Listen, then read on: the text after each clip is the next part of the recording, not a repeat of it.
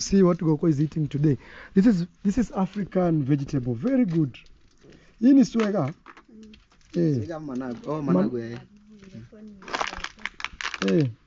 Very good. This one is top. Let me show them.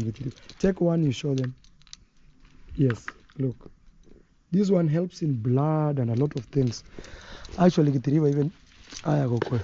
Wako tumekutembelea. Tulisikia tuliibiwa kuku. So we are visiting grandma because we heard a story that somebody stole her chicken. Tuende tuone sehemu kuku ziliibiwa. We want to go and see. I think this home needs somebody to be cleaning. Right, Gitiriva? It's looking a little shagala bagala, but Brian should be cleaning. Brian was yesterday in my home. Ziliibiwa wapi Goko? Aye. Guys, we're gonna go in. Hey, grandma.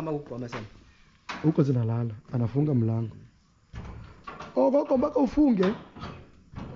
Hauamini watu huko. Wamekuiba nini tena?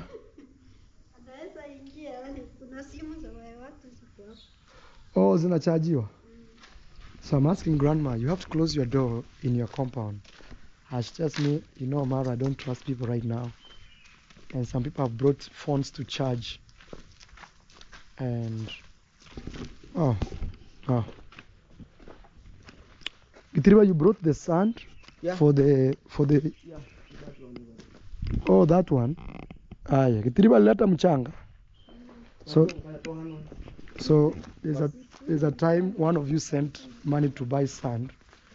Guys, we need some money, like $2,000. I've always told you this. So we can plaster this kitchen, it can start operating. I think one day I'll come and camp here and we finish this kitchen. Yeah, I think maybe some of you are tired, but we need to plaster this kitchen, put windows, put everything. So we are visiting grandma. Grandma, where are your goats? Okay, you should bring them, they eat here. Amununuliwe ng'ombe.